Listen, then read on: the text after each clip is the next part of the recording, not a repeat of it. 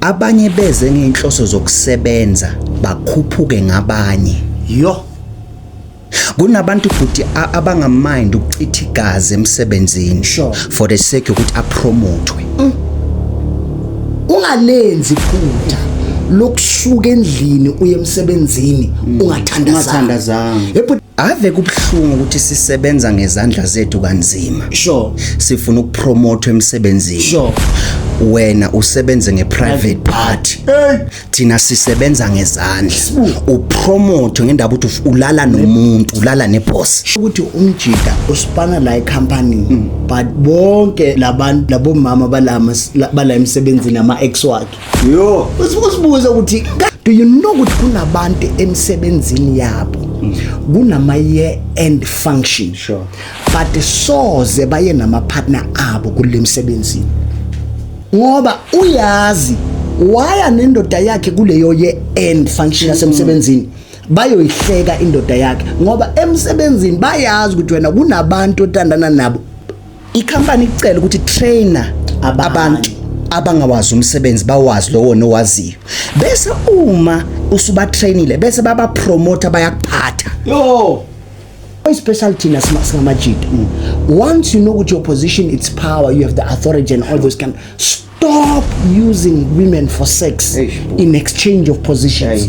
Majita man but ayikho into ebulala ama relationship amaningi njengalento ukuthi ngikhathele ngikhuluma through making time ibulela ama relationship amaningi lento. I'm saying when every time every year emsebenzini nakho aya release ama trips bafu aya release ama trips swami kodwa awukaze wahamba nomuntu wakho and I don't think man bangathi ke I vacation bathi uwedwa hayi bazi kahle ukuthi unonkosikazi bazi kahle ukuthi unonkosikazi hayi bafethu there is no way khona into eshamana. Do you know kunabantu bethu abakhona ukudelela abaphathi ngenxa ukuthi bayabazi ukuthi banjani uma bencune. Greetings South Africa, welcome to yet another episode of Real Talk with Amadoda Nyakazi Smuzi.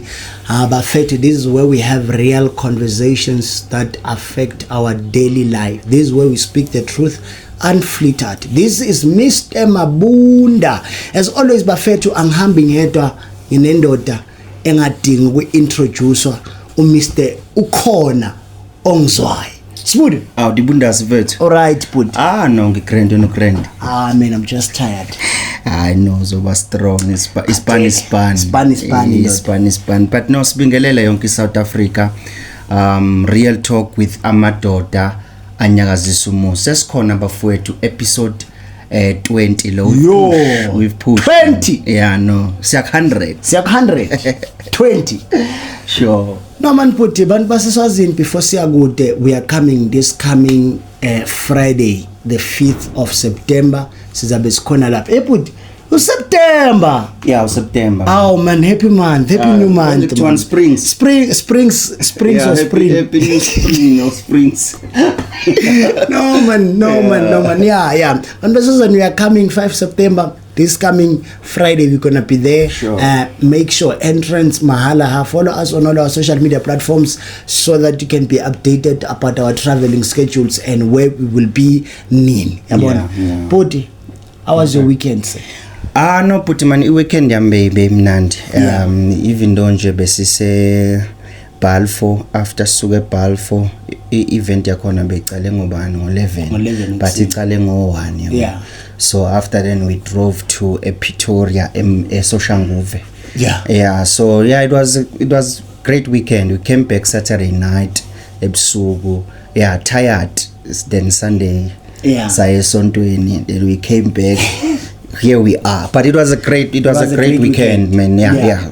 When ayakho benjani but it was a great weekend, you know, like traveling teaches you to explore different kinds of lifestyle. Sure. And ukuthi abantu baphila kanjani la ngaphandle, about different weather conditions, different kinds of personalities.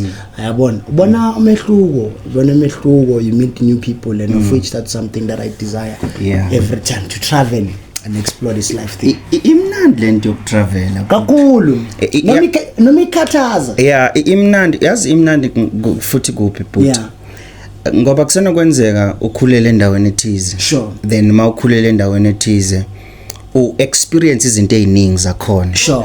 and taste izinto Sure. ube expose intweni zakhona Sure. and you will think ukuthi kuphelele Aish. kanti more utravela Yeah. kufana lento ama relationship Yeah. le ndaba yakho ukuthi uzothatha ngakini ungakazi wa eKZN ungakazi wa Eastern Cape hey khona la ngaphandle ziyabuya La ngaphandle.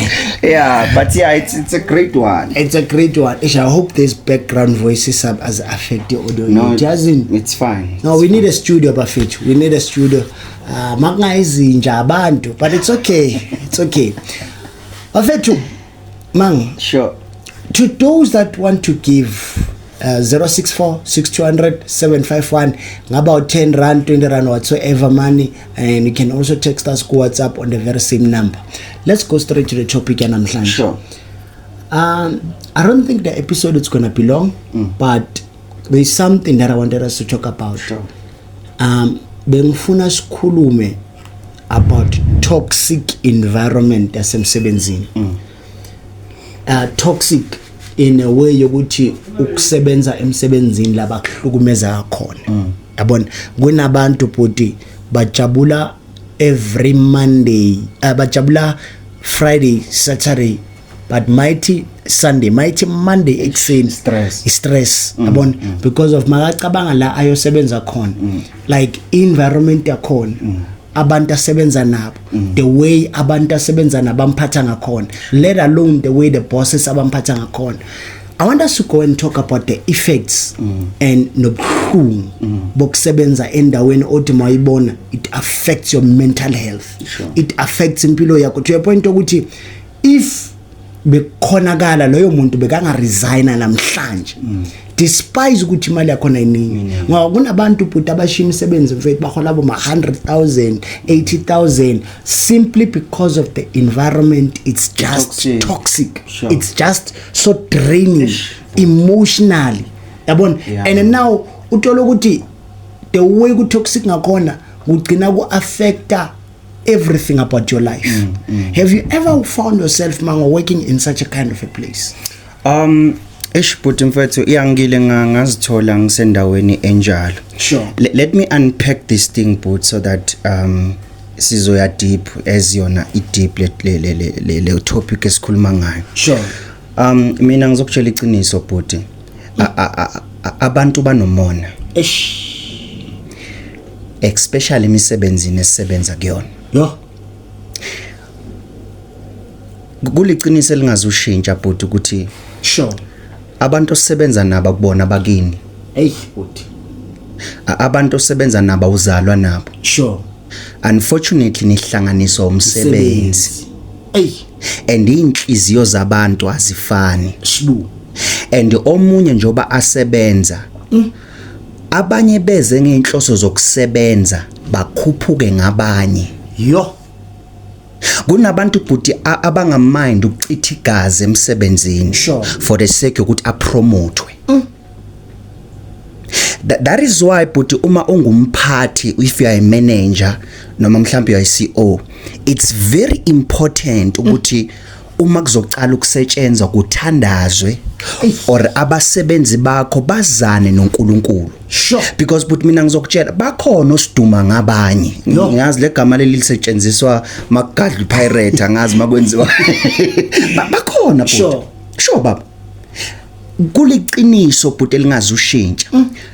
And engisha kakhulu. Sure. Sometimes unokuzondwa yiboss. Kanti hayi boss ngoba ikuzonda. Sure. Labo sebenza nabo bakpimpa. Bakhuluma kabe boss ku boss.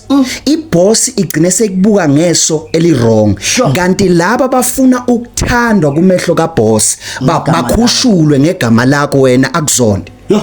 You know but mawukhuluma so you spoke something about prayer. Sure.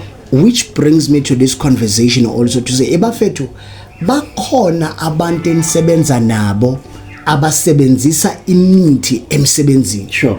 I remember there was a time where we went to a certain school for Kamanga. I won't mention the name of the school.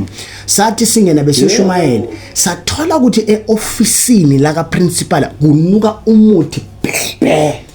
And uthola ukuthi puti abantwana ezikolweni bayafa. kanti baphathwa amakhanda kanti some of these things it's because of imithi yalabantu abasebenza nabo kunamathiza kunama-principal mfethu kunabaphathi emsebenzini abafuna ukusatshwa as a result benza ama-rituals mfangeni so speaking of that hence nawe ungalenzi iphutha lokusuka endlini uye emsebenzini ungathandazanga but mina ngakhuliswa itime and itime la mali ngikhulisa besebenza emetrucking time abekakutshela straight kunama trucker ongeke wa drive unless if ufuna ukufa bathwele labantu kunama truck drivers mfethu afaka into zabe ema-trucking uma yena angekho akekho umuntu oyoyidriver leyo truck inabotikolosho but angazi abotikolosho yini you get what I'm saying but bafaka izinto zabo ema-trucking how much more abantu abafaka izinto zabo emsebenzini can I say you something for amango abantu abangayi-understand let me say this your colleagues are not your friends. That's it. Iphutha labantu abaningi nali bayakhohlwa ukuthi la emsebenzini uze ngokusebenza ene uzeleni. Yeah. Ene bagcine batshele abantu aba-wrong ngento zabo. Emango if we spend time together mango we are bound to talk. And we are bound to feel connected simply because of we spend most of the time together. So uma uspenda nomuntu isikhathi esiningi eoffice naye akusho ukuthi ningabangani. Loyo muntu unama personality akhe une lifestyle yakhe ayiphilayo outside of the workplace. Kahle kahle nihlanganisa yini umsebenzi. Ugcine sewuthulula indaba zomshado wakho kuloyo muntu ugcina uthulula amandaba wama-plan wakho ukuthi this year ufuna ukwenzani ufuna wena uyamangala izinto ayihlangani kanti kunomuntu omtshele lezi zinto ofuna ukuzenza uqeda uku-engage uya-announce emang there are some working place i-culture yakhona it's productive but kunamanye ama-working place mang they are very toxic. Yazi but speaking of that kulento yokusebenza sure nenye engifisa kwangazi ukuthi singayithinta sure as much as is sensitive kwenzakalani but ngibona ngathi uncomfortable I know ngiyabona phela amanzi la because manje ngiyakubona ngibathe lo baba kwenzakalani I feel you ayiceda ke but ukuphuza amanzi ungangiveze kamereni uveze wena wethu shayisheke vela wena wethu ungazi ufele kusishuto yabo sure Puti yes sir that is why it's very important ukuthi usefe izinto oyikhuluma sure nabantu osebenza nabo Puti kubalekile nikhulume ngendaba zomsebenzi sure ungakhulumi ngezinto ezenzakala ekhaya personally because but ungizwe kahle mfowethu ungazungitshele izinto ezipersonal sisebenza sobabili ungitshela izinto oyiachievayo sihola salary efanayo yet mina I'm struggling kodwa sihola imali eyodwa it's very important ibalekile lento ukuthi khuluma izinto zomsebenzi kunabantu abafile mina that is why but impilo ngifundisana into nayo sure kusenokwenzeka umuntu umtshela ukuthi uachieve ini athi congratulations ngomlomo but ngenhliziyo uthi damn it ngenhliziyo uzubhlungu ngalento eachievile so most of the time izinto esishare nabantu emsebenzini zisefe buddy because you are protecting yourself because number one that is why even naku contract kunento abavama ukisho ku contract if you sign ku contract ke buddy singasebenza iposition 1 I discovered that tholakala ukuthi ama salary wafana when uthola 4000 mina bangishaya 7000 and sisebenza iposition 1 and uma mina ngizokutshela ukuthi emfethu phela mina this month ngenile 7000 uhola 7000 sure mina 4 yenzani leyo nto? It creates enemies. Akusizo zonke izinto koso uyikhulume enenenye mabunda edala ichaotic espanini. Uyabona lento yokujola emsebenzini. Nakya. Yabona lento yokujola. Nakya. Ayikho into edestroy abantu personal things njengokuthi ujole emsebenzini. Wangena emsebenzini unganamuntu. And iweske mabunda ungene unomuntu ngaphandle wase ungena emsebenzini uyaqoma ujola khona la msebenzini ukudelela umuntu wakho leyo nto. Wena mawuzomletha ngemoto le bar leya na snake wena uthi habi wife Puti. Because of, like I've noticed mango uthola ukuthi umjida uspana la company but bonke labo mama bala emsebenzini nama ex wakhe usibuza ukuthi kanjani mfethu uthandane nalo mawusuka kulo uya kulo mawusuka kulo 5 yonke kuzoshuba la officeini kunabantu already wena uzizwa kanjani umuntu wesimami umbonile athandana nosibani bani nawe usayongena futhi emango kunabantu futhi abangekho productive emsebenzini simply because of uthathe into of mixing business with pleasure uthandana nomuntu osebenza naye manje mayishubile umbona so lo mjida lemsebenzini now you are no longer being productive. Ingakho manje kunabantu abake balahla ba resign emsebenzini ngenxa yomjolo resign emsebenzini ngenxa yomjolo yokuthandana emsebenzini ulahlekele umsebenzi ngenxa yokuthi lo muntu othandana naye kunento eyibhedayo ombonile manje uyaheteka ulahlekelwa isinkwa ngenxa yokuthandana emsebenzini futhi kuzoshuba la akushube mfoka ma nawe ngiyakubona uyaphithizela yakubona angikutholi namhlanje nikhulekela umabunda lapho ile topic khona wabhizi ngami but ave kubhlungu ukuthi sisebenza ngezandla zethu kanzima sure sifuna ukupromote emsebenzini sure wena usebenze ngeprivate party thina sisebenza ngezandla upromote ngendaba ukuthi ulala nomuntu ulala neboss sure that umzwe kahle but angifuni ukuxabanisa abantu sure akusiwo wonke ama promotion especially abantu besifazane ecompanyini abapromotwa ngendaba ukuthi bayasebenza ngezandla abanye basebenza ngama private party mabunda ngiyakhuluma noma ngathi yakuzwa ma uyanganasiyana but so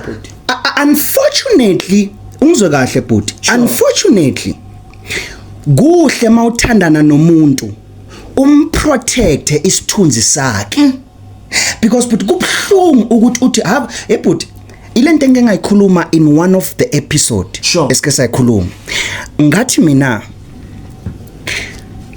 irresponsibility yakho as a partner to protect ukuprotecta umuntu wakho in ku absence engekho sure because but uma ngabe into ungayazi abayaziyo bakubona wena uyislima uze wena uzolethela umfazi wakho uzolethela indoda yakho iskaftin kanti babona islima and enye into futhi engirealizile into efebisa abantu emisebenzini yilento ukuthi kunomuntu omthengela into ethize ikhaftini nani a budget ngomuntu othize iyona into eyenza abantu bachithe emsebenzini.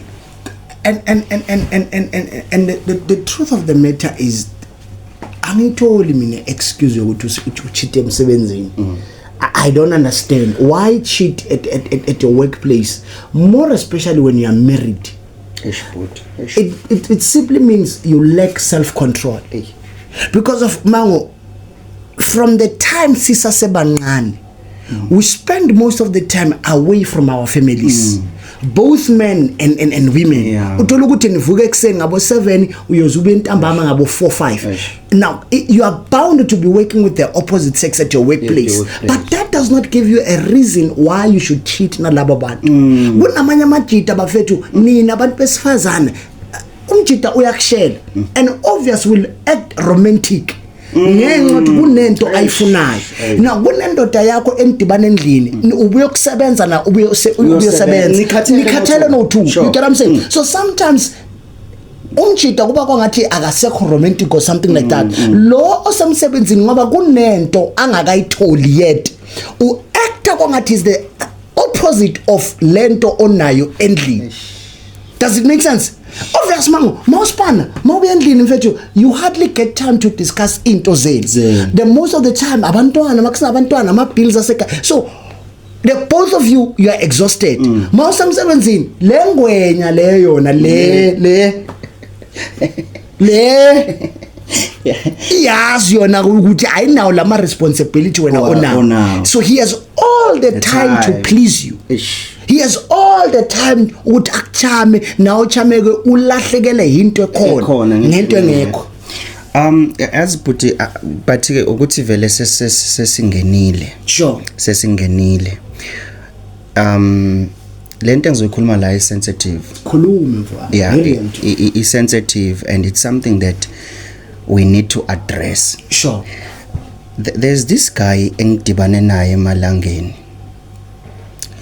Uma ngidibana naye emalangeni ngiyamtshela ngithi mina mfowethu uzibani umfowethu omunye. Sure. Uyalobola. Sure. Maduzo zoshada. And this guy uku taxi industry. Sure. Obvious maku taxi industry udila nabantu. Sure. Yabo.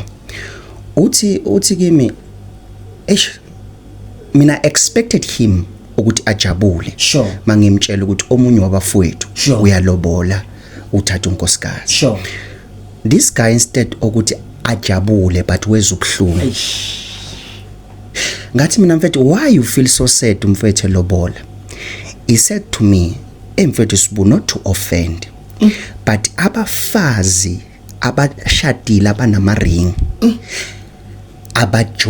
abajoli abachiti yo and into engishaya ukuthi thina bomageza thina abantu bamatekisi ibona balala nathi beze kuthina sure so isithunzi salento sishone phansi isithunzi somshado sishone phansi because unalento ukuthi uexposed because uba nalento ukuthi uma umuntu wesifazane ofake iring ngimbukela kude enza lento le enza amanyala ebe engumfazi wendoda eyekubo yalokhipha inkomo yenza lento shothi nami engathi ngifuna ukumshada ngifuna ukumlobola uyoyenza lento yo to a point ukuthi akasasiboni isidingo yo so ngizotshela abantu besifazane noma kuthiwa umfowethu la ekhona asisibuyisele isithunzi somshado asiyibuyisele into yering ukuthi umuntu wezakini ngoba ekuthanda futhi ekukhathalela yo but ngeke mfowethu into ife egameni ingishayile lento but you know ukuthi mawukhuluma so ngikumbuza one of ka TikTok I was scrolling sure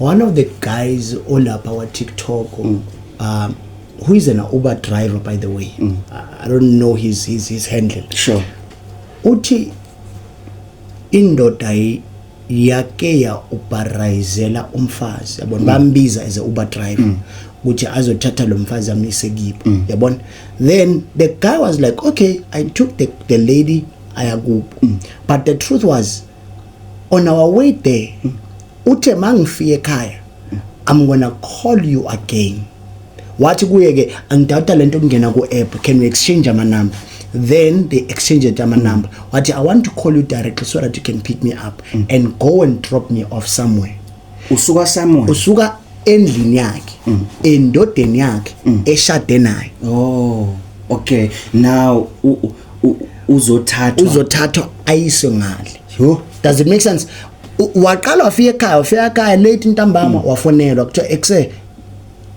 ozuzong pick up uyongidropa somewhere maye makaphathatha la amdropa somewhere uyanotice man these people ay man ba why ngathi khona something bathandana I'm not sure if I'm putting the story right but wathi wabona umuntu mawathandana even worse wathi lo mjida lo amdrope off kuyi wafika wambuza ubhadalile hayi ngwenye yaphinde yadinaka ngibhadalanga even dobe kabhadalile wamnikeza enye imali does it make sense so meaning say lo muntu esifazana uoperize asuka kubo waya ngale wasuka kubo and went to the guy now the strange part was uma azobuya azomoperize back kwenzekile ring ayikho seyikhishiwe maye uyamangala ke umuntu esifazana uyaphenika where's the ring only to find out that particular ring will.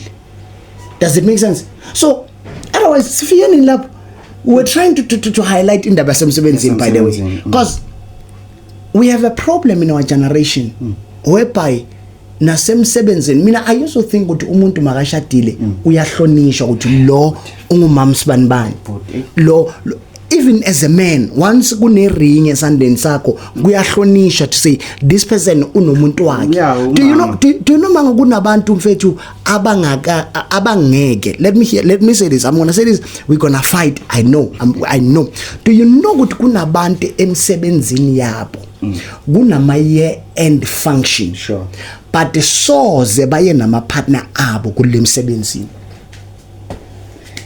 ngamane atshele usisi wakhe ukuthi hey siswami there is a year end asihambe ngoba uyazi waya nendoda yakhe kuleyo year end function yasemsebenzini bayoyihleka indoda yakhe ngoba emsebenzini bayazi ukuthi wena kunabantu othandana nabo lapha emsebenzini ajola nabo achithela indoda yakhe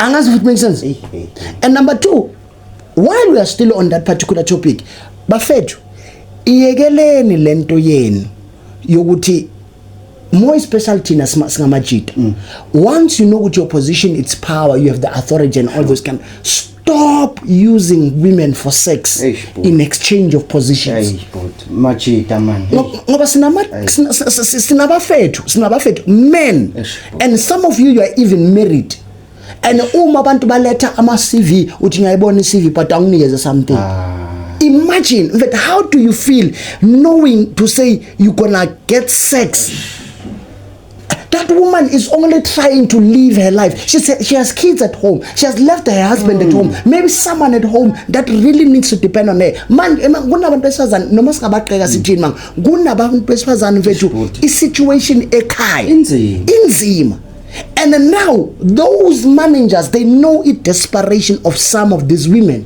and they end up using these women for sex in exchange of those working benefits. Hey prophet hey kushubile namhlanje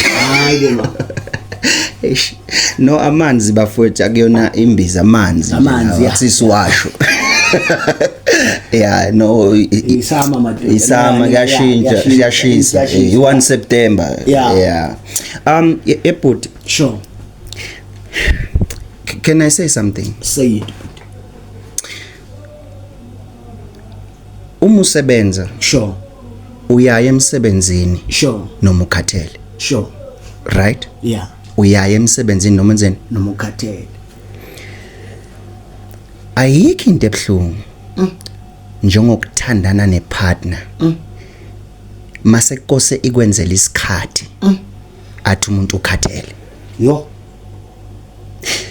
yethe emsebenzini uyaya noma khathele yo but ayikho into ebulala ama relationship amaningi sure njengalento ukuthi ngikhathele yey ngikhuluma through sex ngikhuluma through making time ibulela ama relationship amaningi lento yo uma ngabe umuntu mabunda uyakwazi ukemsebenzini noma khathele uyamenzela umuntu wakho noma ekhathele isikhathi because mina but I'll be honest with you ama relationship siwabulale thina yo because of izenzo zethu umuntu ayenze into kwangathi trend ngathi trend ayenze kube yinjwayelo kanti in a long run you are creating a space for usathane akwazi ukungena ku relationship yo mina I'll be honest, kunabantu abang-inboxayo mina bathi bhuti Sibu ungishintshele uzibani, but if we can check bhuti, abanye babo baphika ngemisebenzi ukuthi no ngikhathele emsebenzini nani, kanti Mabunda mfowethu uyaye emsebenzini noma ukhathele. Yo, you know, but I'm gonna say this thing. I know it's gonna be hectic. If you're a young person, tell unlalele kahle. Sure. More especially when you are still building. Most of the time, and I strongly believe that most of the time, it's got to build as someone to. If you did take your life seriously to that level, it's somewhere between the age of 18 and 25. Yeah. That is your best time to build. Sure. Does it make sense? Sure. Now, we live in a generation whereby you find out which we make certain wrong decisions between the age of 18 and 25. Sure. Now, uma unga investanga kuwena during that time, uma ungazanga wazinikeza isikhathi for wena and also isikhathi for your work whatsoever, uthola abantu mvangeli seba prioritize umsebenzi sebaphakathi emshadweni. Angazi if it makes sense. Sure. Uthola ukuthi ke you have a partner but they feel left out. Sure. Because of when the only thing that you do, you are prioritizing your work and neglecting your own family. It's very important to understand that the decisions that you make now as a young person, later on they're gonna affect you. Mama, what's the use of unumuntu every time umsebenzi all the time? Sure. When are you going to get time to build your own family? When are you going to get time to do everything that you do? You are literally living your work. To a point ukuthi umuntu wako akasakhona enjoy isikhathi sakho now without you mentioning something yasemsebenzini. Do you know mfethu mango sinamadoda in our generation that literally hate imsebenzi yabafazi babo, and we have women that literally hate imsebenzi yamadoda yabo. Ngoba lento noma kuyisibusiso iyasiza kuze sicontribute la ekhaya, you get what I'm saying, financially, but the fact that it takes you away from your family, one, it makes you nokuthi ke ungasasiboni, because every time are you really supposed to be talking about work? Siyahamba, we are on vacation, umsebenzi, sikuphuka umsebenzi, and then now and guess what, the day ushona they're gonna find someone to replace you.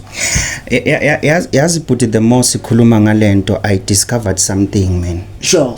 Ave kubhlungu to have all the money in the world, but ungabi namuntu yo uzoenjoy nayo leyo mali, because you put so much work and effort to an extent yokuthi usebenze but neglect ifamily yakho. Yo but it's fine, masinga checka isizathu sokusebenza is to feed our family. That's true. Iqiniso leyo. That's true.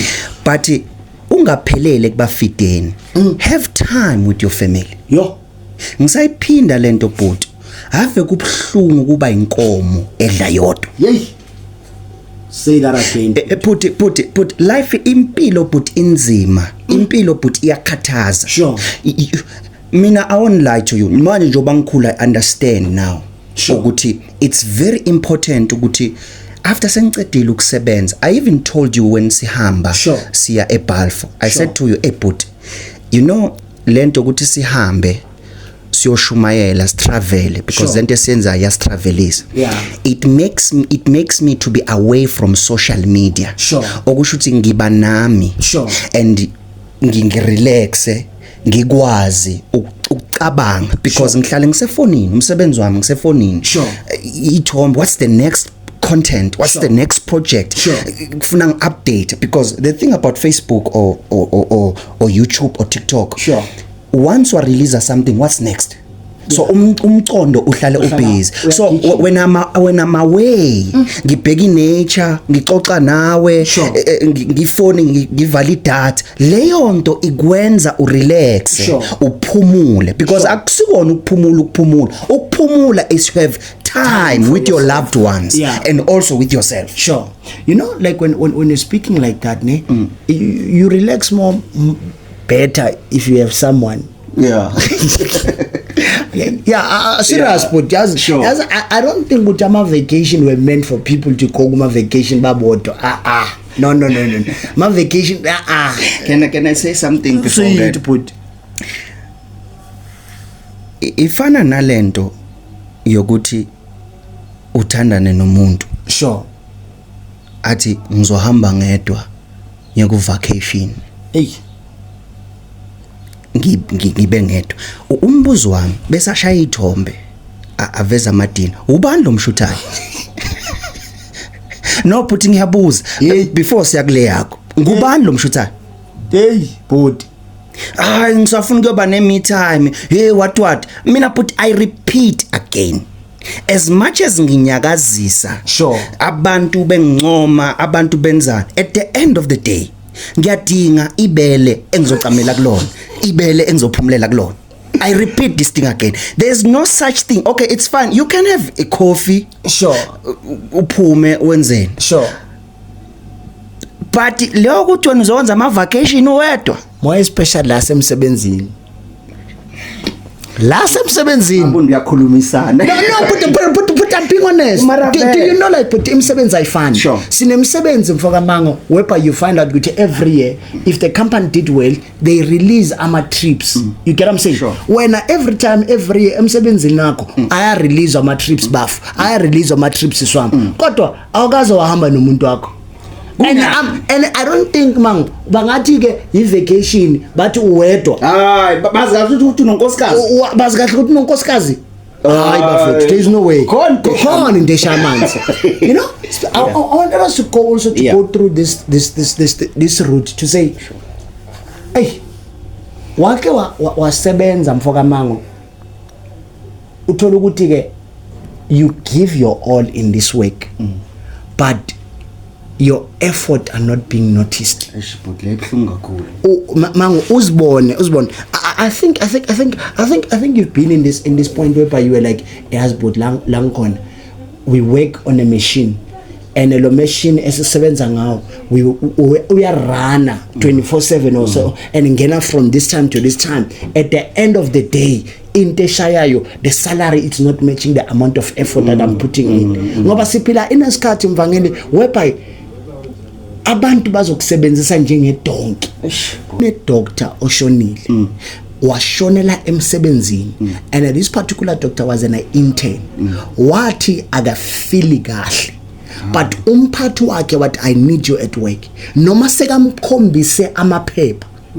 Does it make sense? Ngoba sinabantu mfethu emsebenzini threatenishayo to say it's either you do this or you don't. Abasebenzisa abantu kwangathi imshini abanganandaba ne health yabo, abanganandaba nokuthi baphile kahle, abanganandaba. The only thing that they want is profits for themselves. They don't care about you. We have such people who work in such a companies whereby they are drained, they are exhausted. The question is how do you expect me to come home for you to find peace as a woman, or as a man? What else emsebenzini be bang trainer Okay, I think we have to address this thing. Sure. I'm a manager. I'm a CEO. Sure. Abayeke lento yabo. Yokucabanga noyokhohlwa. Sure. Ukuthi abantu abasebenza nabo bangabantu. Ngoba sinabaphathi mabunda abafake ububhosi ekhanda bakhohlwa ubuntu. Kanti mabunda asikhuluma iqiniso. Naye njengoba boss ukilo aba umsebenzi. He knows the struggle esilapha phansi. So sinabantu abadakwa ipower bakhohlwe ukuthi kunabantu la. Because but nalento ukuthi uzolala nabo sisi babantu ngendaba yomsebenzi uabuse ipower. Mina but kunabantu abarejwa emsebenzini.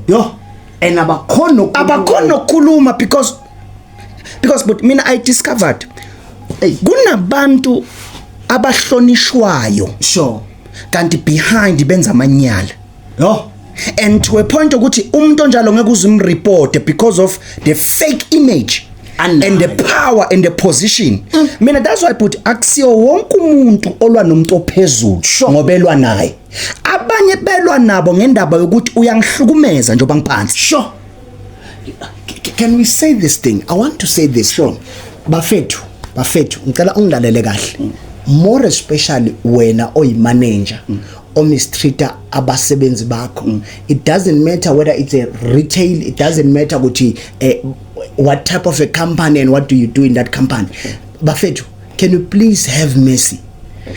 Some of these people, their families are relying on them, and when you're using that to your advantage, the fact ukuthi uyazi ukuthi kunzima ukuthola imisebenzi, the fact ukuthi baningi abantu abafuna imisebenzi eSouth Africa, manje wena uphenduke waba isilwane. Do you know ukuthi lo muntu omphathisa kwangathi isilwane lapha emsebenzini, that particular person umama womuntu, that particular person umbaba womuntu, that particular person unabantwana, unefamily, kunabantu abamkhathalelayo njengoba nawe ungumuntu. Managers, leaders at the workplace, siyancela bafethu, the economy is tough already, and we understand we have so many people that are desperate for jobs, but why are you making us to become depressed when we are coming to work? Sizosebenza. And it's man, do you know what I can tell you mfethu yokuthi uzondele ukuthi you are good at your work. Uzondele for that. Kube nabantu abakuzondayo. Mawubuza abafethu ngizondelana, you are just good. Bakuzondele leonto. Ngoba more especially man, I've noticed this thing. Abekho abantu aba dangerous mfoka man. And abayingozi kufana nabantu obathole emsebenzini basebenza iminyaka, ngoba sebajwayela ukusebenza, sebazenzela. And wena mawufika une ambition, mabakubheka bathi abona uzenza abantu ngiyekeni uzoyehla, and nawe uthathe ama habits walabantu laba kudala bebasebenza, kanti awazi banama connections wena onganawo. So yekela lento yokuthi mawusemsebenzini unaka abosibanibani ukuthi benzana benzini, awazi mfoka manga. Do you know mfethu amanga kunabantu abasebenzayo simply because of umsebenzi bapush isikhathi, even if noma umsebenzi ungaphela banama backroom makithi, banama companies outside, they're just coming to work for that. Wena uzozicompare nomuntu one backup plan wena onganayo. Uma bangafuna ukusebenza baba lazy, now you are doing the same thing. Uma baphakamela abaphathi, now you are doing the same thing. Kanti you need the job. Unlike this other pro. This other pro maybe mfazi wakho uyahola uma 20 or 40k. And noma ngathi namhlanje umsebenzi uyaphela, for the next coming 6 months or 7 months they gonna get hired, and those people they know they still gonna survive. When you are so desperate for this job, ngoba mango, let's be honest, angisho sikhulumela abantu abasebenzayo, manje ngicela ukukhulumela abaqashi. Siswami, butwami, do you remember ukuthi lo msebenzi onawo wawuthandazela, wawufastela, mawuqeda awufuna ukusebenza? Hey, mawuqeda awuhloniphi kwalo msebenzi okubekela ukudla etafuleni, uyawudelela, ufika late, awusubmit izinto okusubmit, uyazenzela, usikhuluma noma isikanjani ngoba ukuthi lo muntu osebenza naye ekshakho lapha umphathi wakho.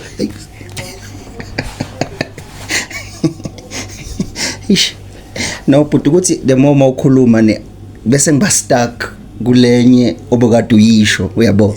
So now ngizobuya na kule oyisho. Sure. Yeah, but yekeni lento bosisi ukuthi uzodelela emsebenzini ngendaba ukuthi wena uthandana neboss. Hayi mangu, ukuthi phela ukuthi umphathi usiphethe and ngithandana naye akusho ukuthi usiphathe.